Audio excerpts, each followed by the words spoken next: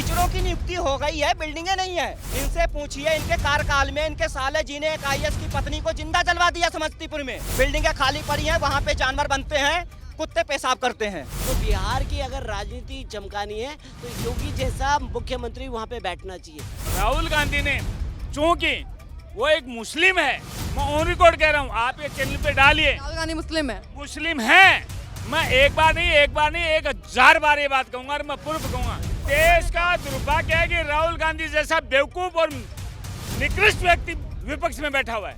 भ्रष्टाचार करने वाले लालू, जिन्होंने जेल में जाकर के अपनी अनपढ़ गवार बीबी को मुख्यमंत्री बना दिया था।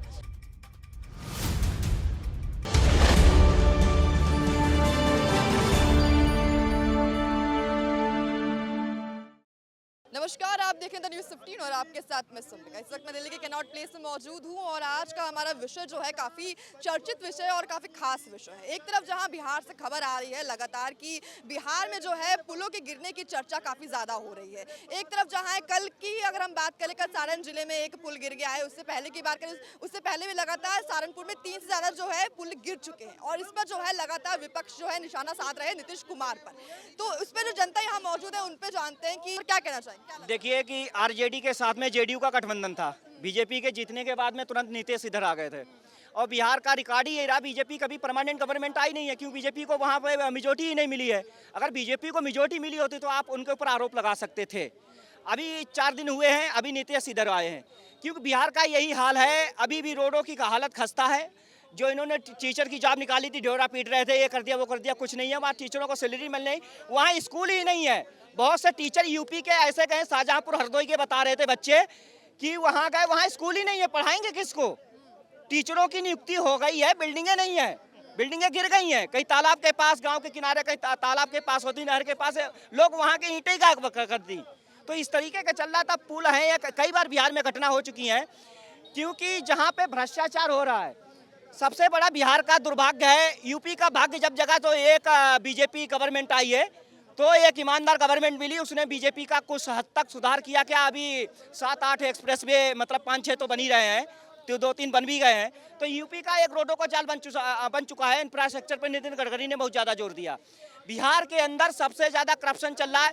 बिहार के अंदर लालू यादव ने जो बयान दिया है, इनसे पूछिए, इनके कार्यकाल में इनके साले जी ने एक आईएएस की पत्नी को जिंदा जलवा दिया समस्तीपुर में। आप नेट पे सर्च करिए ना। तो बिहार में यही चल रहा था, जिसको पाओ उसको काटो, जिसको पाओ उसको लूटो। अरे लोगों की तो बात छोड़ो, जानवरों तक का चारा खा गए। अभी ये जेल में गए थे, झारखंड में बंद रहे कुछ दिनों के लिए, तो रांची जेल में रहे, तो इन्हें भारत रत्न मिलने वाला था, राष्ट्रपति मुर्मू देने वाली थी। अभी वहाँ से और वही केजरीवाल कर रहे हैं। तो बिहार के अंदर जो चल रहा, हमें लग रहा है जब तक वहाँ मेजोरिटी में गवर्नमेंट नहीं आएगी। देखो, जब से डिजिटल इंडिया हुई है, 2014 के बाद में डिजिटल इंडिया हुई है, जब से सोशल मीडिया का टाइम आया है, यूथ एक्टिव हुआ है।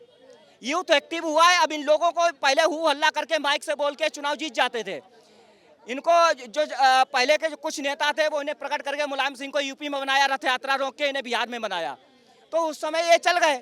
लेकिन अभी क्या है, अभी डेवलपमेंट का है प्रोग्रेस। जो विकास करेगा वही आगे जाएगा। लेकिन अमेरिका ने कुछ हद तक, यहाँ जहाँ सरोज ने 800 करोड़ फंड बांट के ब्रेन वॉश किया गया, वोटर इधर उधर हो गया, संविधान का डराया गया। लेकिन हमें लगता है आगे आने वाले टाइम में ये सब कुछ सही होगा। लेकिन जो बिहार के अंदर है, हमें लगता है बहुत मुश्किल बात है। और जो लालू बयानबाजी कर रहे हैं, लालू का कार्यकाल तो आपने देखा होगा। बिहार में लोग इतने टाइम, जो आप यहाँ बोल रही हैं, बहुत बड़ी बात है। वहाँ पे आप इतने टाइम निकलेंगी, गर्दन नहीं तो पैर नहीं, पैर नहीं तो आँख नहीं। गुंडागर्दी वहाँ पे, मतलब अभी भी वहाँ दहेज में गाड़ी मिलेगी आपको, शाम को तिलक चढ़ेगी, सुबह आप चलाएंगे, शाम को छिन जाएगी। यही चल रहा है वहाँ। मीडिया एक्टिव नहीं है। ये एक वो आया था कश्यप नाम करके, वो भी फिर पॉलिटिकल में चला गया, वो भी एक्टिव हुआ। हमने सोचा कुछ करेगा, 1-2 बार जेल के अंदर गया, लेकिन नहीं। मीडिया को बिहार में बहुत ज़्यादा एक्टिव होने की ज़रूरत है, जैसा कि केरल, बंगाल और जम्मू में। अब क्या किया जाए? एक 8वीं पास का बोलता हम तुमको रोजगार देंगे, MBA, BBA, IAS, IPS नीचे ताली बजा रहा है, हमें रोजगार देगा। मतलब ये चल रहा पागलपंथी बिहार के अंदर। ऐसे विकास होगा? 8वीं पास रोजगार दे रहा है और बीटेक रोजगार मांग रहा है। वही बिहार की जनता कहती है कि सड़क बनती है लेकिन बनते ही खराब हो जाती है। बिहार के अंदर कुकुर मुत्ते जैसे जो कॉलेज खुले, कुछ यूपी में भी थे, अभी वो बंद हो गए हैं। बिल्डिंगें खाली पड़ी हैं, वहाँ पे जानवर बनते हैं, कुत्ते पेशाब करते हैं, जैसा कि दिल्ली में इसमें डिस्पेंसरी में कर रहे हैं, जो मोहल्ला क्लिनिक बना था, ये भी फ्लॉप हो गया। बिहार में स्कूल जर्जर है, स्कूल है नहीं, कहीं कहीं टीचरों की नियुक्ति हो गई है। कुकुर मुत्ते जैसे जो कॉलेज खुले हैं, स्कूल खुले हैं, वहाँ डिग्रियाँ ली जाती हैं, और वही डिग्री लेके जो 50 करोड़ अपने आप को बोलते हैं कि हम डरे हुए हैं, वही कहते हैं कि ये बेरोजगारी है 12-12 पैदा करके। लालू यादव शहाबुद्दीन को कह रहे थे कि ये ओसामा बिल्लादिन जैसा लग रहा है, मतलब उन्हें खुशी हो रही थी ओसामा बिल्लादिन का नाम लेने में।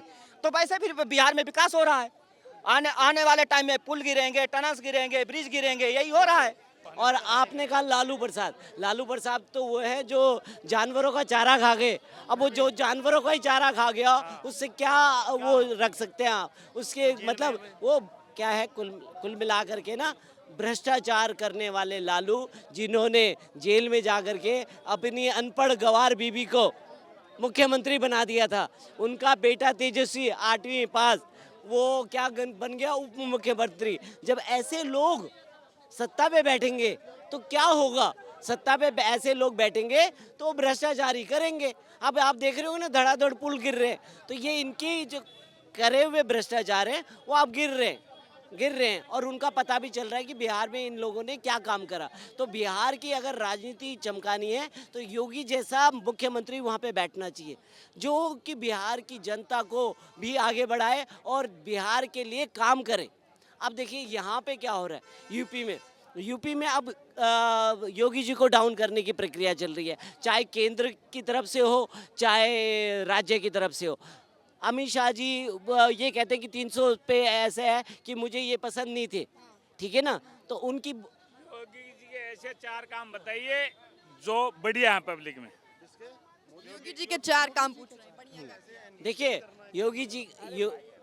योगी जी का जो काम है, आतंकवाद उन्होंने ख़त्म कर दिया, वहाँ से गुंडा राज ख़त्म कर दिया, माफिया राज ख़त्म कर दिया। देखिए जितने भी माफिया थे आज तख्ती पहन करके घूम रहे हैं कि मेरे को माफ़ कर दो जी, ठीक है मैंने नहीं करा ये, और आप मुझे जो भी कर सकते हो वो करो। आज महिला सुरक्षित है, खुलेआम घूम सकती है, नहीं तो पहले उसमें घूम नहीं सकती थी। और होता क्या था, एक ही काम होता था, इधर दलित आ गए, मायावती आ गई तो दलितों का बोलबाला, इधर अखिलेश यादव या मुलायम सिंह यादव आ गए तो यादवों का बोलबाला। तो यही गुंडा राज चलता था, यही अपने गुंडा राज कम हुआ है, सबसे बड़ी बात बता रहे हैं। मैं आपकी इनकी बात से एग्री करता हूँ कि गुंडा राज कम हुआ है, लेकिन गुंडा राज कम कहाँ हुआ है? देखो, गुंडा लोग जो भी हैं वो सरकार के सुविधाओं का फायदा उठाते हैं। पहले यादव गुंडे थे, आज दूसरे गुंडे। आप ये मत मानो कि यूपी में सब कुछ ठीक है, नहीं। आप मेरा कलर देख के समझते हैं। मैं योगी जी और मोदी जी का बड़ा फैन हूँ, लेकिन जो व्यक्ति शासन की खामियां नहीं गिना सकता उसको इस देश में रहने का हक ही नहीं है। आप समझो उन्होंने क्या किया है, उन्होंने दूसरे तरह का राज चालू कर दिया।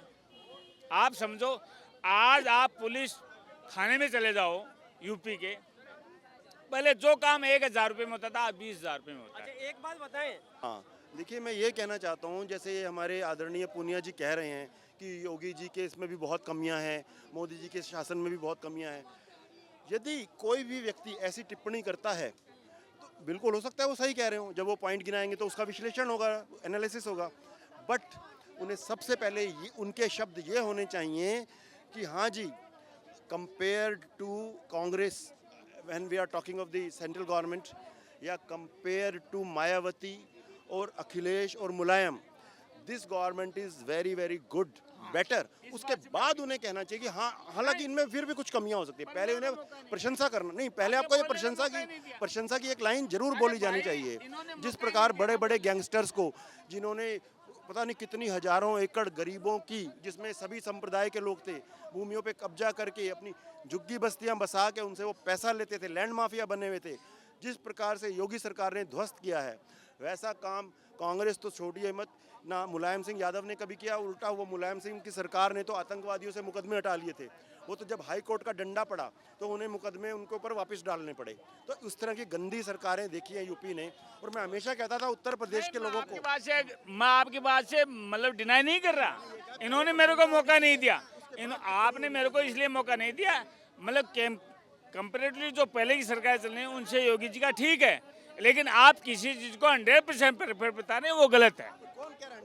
100% बता रहे हैं वो गलत है। आप एक बात समझो, यदि आप एक हिंदुत्व को लेके चलेंगे, आप मुस्लिम्स को लेके चलेंगे या ईसाइयत को लेके चलेंगे, जैसे राहुल गांधी ने ईसाइयत का डायरेक्ट मतलब मुजाहिरा किया कहाँ संसद में, वो गलत है। और मैं जो देख रहा हूँ, मेरी उम्र 62 ईयर्स हो गई, मैं मेरे बच्चों को ऐसे देश में छोड़ के नहीं जाना चाहता जहाँ सांप्रदायिक दंगे होंगे। और मैं मैडम आपको ऑन चैनल कह रहा हूँ, ऑन चैनल कह रहा हूँ, हिंदू नहीं करेंगे, लेकिन आपको मैं थप्पड़ मारूंगा, आप रिएक्शन मारेंगे कि नहीं मारेंगे? मेरा ये कहने का मतलब है कि हिंदू सांप्रदायिक नहीं है, लेकिन राहुल गांधी ने चूंकि वो एक मुस्लिम है, मैं ऑन रिकॉर्ड कह रहा हूँ, आप ये चैनल पे डालिए, राहुल गांधी मुस्लिम है। मुस्लिम है। मैं एक बार नहीं 1000 बार ये बात कहूंगा और मैं प्रूफ कहूंगा। मैं कोई भी बात जो कहूंगा, आपका चैनल मुझे यदि उसके एविडेंस मांगेगा मैं दूंगा, क्योंकि मेरी एक बाइट आपके यूट्यूब की बात नहीं है, मेरी हर न्यूज़ चैनल पे आप मेरा चेहरे देख लीजिए। हो सकता है मेरे दाढ़ी हो, सफ़ेद दाढ़ी हो, रंगी हुई दाढ़ी हो, शेव क्लीन हो, लेकिन हर न्यूज़ चैनल पे मेरी बाइट मिलेगी। मैं किसी पार्टी का कार्यकर्ता नहीं हूँ। हाँ, मोदी और योगी जी का मैं पर्सनल फैन हूँ, लेकिन इसका मतलब ये नहीं कि वो गलत करेंगे उसका मैं ये इस करूँगा। ये किया है कि 22 जून के बाद, 22 जनवरी के बाद जो राम मंदिर का उन्होंने उद्घाटन किया, मैं ये कहता हूँ राजस्थान में 11 सीटें हमने हरवाई हैं। मैं जाट महासभा का आज वर्ल्ड जाट महासभा का आजीवन सदस्य हूँ, और आज से नहीं 1980 से हूँ। इन लोगों का जन्म ही नहीं हुआ होगा, इन लोगों का जन्म ही नहीं हुआ होगा, ये जो टिक्के लगाए घूम रहे ना, इनका जन्म ही नहीं हुआ होगा। मैं ऑल वर्ल्ड जाट महासभा का आजीवन सदस्य हूँ। आप कहो तो मैं आपको मेरी स्लिप भेज दूंगा। लेकिन जो प्रोग्राम इन्होंने 22 जनवरी के बाद किया कि हम संघ वाले हैं, भाई इस देश में संघ वाले नहीं है। नो, इस देश का किसान मजदूर यदि नहीं है तो कुछ भी नहीं है। कोरोना काल आपने देखा है, यदि मैं किसान हूँ, हो सकता है आप मुझे किसान नहीं माने, लेकिन मैं किसान हूँ। हाँ, मेरे बच्चों को मैंने किसानी से निकाल दिया कि मुझे पता है कि किसानी और मजदूरी में क्या फायदा है। लेकिन मैं ये ऑन रिकॉर्ड कहता हूँ, आप ये बाइट चलाइए, खूब चलाइए। मोदी जी अपने अहंकार की वजह से आ रहे हैं, और ये एक बाइट नहीं है, मेरी नेशनल चैनल और इंटरनेशनल पर आपको बाइट मिलेगी। मोदी जी अपने अहंकार से आ रहे हैं। जी, कितने सहमत हैं? सुनिए, मैं आपको कहना चाहूँगा, पहले तो मैं आपको बता दूं कि मोदी जी हारे नहीं हैं। कोई 11 सीट लाता है, कोई 3, कोई कुछ लाता है। भाई साहब, राजस्थान में हम घुटने टिकाएंगे, हमने टिकाए ना, क्यों टिकाए? नहीं, ये देखिए, मैं उसको कहना, भाई साहब मेरी 23 जनवरी की बाइट देख लियो, मैंने कहा कि 40 वर्ष मेरा भी एज है और मैंने भारत में बहुत कुछ देखा। मैं राष्ट्रीय स्वास्थ्य सेवा संगठन का अध्यक्ष। देश को कर दें क्या है, क्या मतलब है? देखो, मैं आपको ही बता रहा हूँ, जब आप उसको गलत कह रहे तो बताइए। ये है कि 22 जनवरी को मेरे को 2 बंदे मिले थे यहाँ, उन्होंने मेरे हाथ से श्री राम का झंडा था मेरे पास, उन्होंने छीन लिया। उन्होंने कहा हम संघ से हैं। मैंने कहा बेटा तेरे को हम बताएंगे संघ का मतलब क्या। विश्वास नहीं करता ऐसी कहानियों पे, या तो आप सबूत दीजिए। सबूत दूंगा मैं आपको। भाई साहब मैं आपको बता रहा हूँ, अरे मैं 62 साल का व्यक्ति, 62 साल का व्यक्ति बिना सबूत। एक बात बताइए, अगर संघ के 2 व्यक्तियों ने, मान लिया जाए, मेरे को तो ये झूठ लग रही है बात, अगर छीन लिया झंडा तो पूरा संघ खराब हो गया। हो सकता है वो संघ की जिसको सबूत चाहिए मेरा नंबर लीजिए, मैं आपको भेजूंगा। अभी दिखा दीजिए। पूरा संघ कैसे गलत हो गया उससे? How can you say that the whole Sangh is wrong? ऐसा कभी होता है क्या? अरे 2 संघ के आदमियों ने आपसे। मैं 2 बातें कहना चाहूंगा। एक, केंद्र सरकार के लिए ये मोदी जी की बहुत बड़ी जीत है, समझने का नजरिया अलग अलग होना चाहिए। आप इस चीज को समझिए, तीसरी बारी मोदी जी 240 सीट लेके आ रहे हैं, मात्र 40 या 30 सीट कम अपने बहुमत से, ये बहुत बड़ी बात है। आप ये देखिए कि पिछले जितने भी इलेक्शंस हुए हैं, आज के जो यंग जनरेशन वोटर्स हैं, वोटर्स का देखिए, हमारे टाइम का वोटर और आज के वोटर में काफ़ी फर्क है। बहुत सारे यंग वोटर का रेशियो बढ़ा है आज के डेट में। आप जहां भी देख रहे हैं, जिस स्टेट में आप देखिए, वहां पे जो गवर्नमेंट है स्वीप क्लीन हो जा रहा है। करेंगे, एक जमाने में उत्तर प्रदेश के लोगों ने मायावती को पूर्ण बहुमत दिया था, उसके बाद अखिलेश यादव को पूर्ण बहुमत दिया, 100% 300 से ज़्यादा सीटें दिया। आप देखिए, नजरिया देखिए, सिनारियो देखिए आज के डेट में। योगी जी को पहली बारी जब इससे पहले क्लीन उनको दिया 300 से ज़्यादा, लगभग 450 के आसपास सीट दिया भाई साहब, जहाँ तक मेरा अनुमान है 400 के आसपास सीट आया था योगी जी को पहली बारी 312, दूसरी बारी 400 के आसपास आया। तो अब ये देखिए आज का जो यंग जनरेशन है, यंग वोटर है, लोगों को क्लीन मतलब अलाउ कर रहा है कि आप जाके वहाँ पे क्लीन तरीके से राज्य करिए, शासन करिए। मोदी जी पहली बारी आए पूर्ण बहुमत से, दूसरी बारी पूर्ण बहुमत से, तीसरी बारी अगर 240 आए हैं तो ये बहुत बड़ी अचीवमेंट उनकी है। ये इसको हम बिलो कर रहे हैं, गलत कर रहे हैं। ये तीसरी बारी आना बहुत बड़ी अचीवमेंट है। दूसरी बात ये है, आज के डेट में एक बहुत अच्छी बात यह है कि विपक्ष जो है बहुत मजबूत हुआ है। विपक्ष को मजबूत होना भी बहुत जरूरी है। बहुत मजबूत हुआ है, मजबूत हुआ है नहीं, बस विपक्ष बहुत मजबूत हुआ है। देखिए पिछले 3 या 4 दिन का आप लोकसभा का कार्रवाई अगर देखेंगे, जो आवाज उनका पहले जिस तरीके से होता था, दबे आवाज में बात करते थे संसद में, लोकसभा के अंदर, राज्यसभा के अंदर, आज के डेट में वही विपक्ष किस तरीके से कुछ बातें तो पॉइंट्स की बोल रहे हैं, लेकिन कुछ बातें उनके जो विपक्ष के नेता हैं बचकानी हरकतें अभी भी कर रहे हैं। उनको इस चीज को थोड़ा सा अपनी भूमिका को समझना पड़ेगा। एक विपक्ष का बहुत बड़ा रोल है। मैंने पढ़ा था कि सुकरात एक बहुत बड़े दार्शनिक थे, उन्होंने कहा था सत्ता और रोटी हमेशा पलटते रहना चाहिए। सत्ता और रोटी हमेशा पलटते रहना चाहिए। अगर रोटी आप नहीं पलटोगे तवा पे रोटी जल जाएगी, सत्ता अगर नहीं पलटोगे सत्ता अहंकारी हो जाएगी।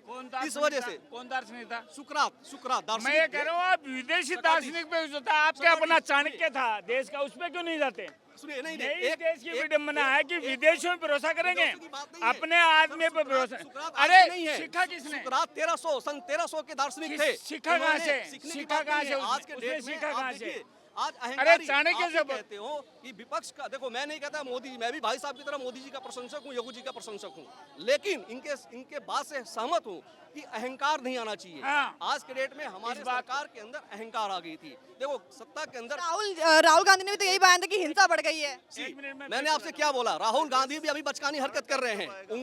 उनको आज के डेट में पहली बारी, राहुल गांधी यहाँ पे पिछले 15-20 साल से राजनीति कर रहे हैं हमारे देश के अंदर, लेकिन पहली बारी उनको एक इम्पोर्टेंट पद मिला है विपक्ष का किस नेता। बात का इम्पोर्टेंट बहुत बड़ा पद है। अगर एक आप मिनट, समझो इस बात को, मैं बहुत कह बड़ा रहा पद हूँ है। इस ये देश का सरकार के- दुर्भाग्य है, सरकार के इस कमियों को देश का दुर्भाग्य है कि राहुल गांधी जैसा बेवकूफ और निकृष्ट व्यक्ति सर, विपक्ष में बैठा हुआ है।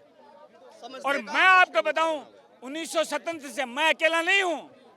चौधरी चरण सिंह 1980 में एक रैली की थी यहाँ, किसान रैली, मैं उसका सदस्य हूं।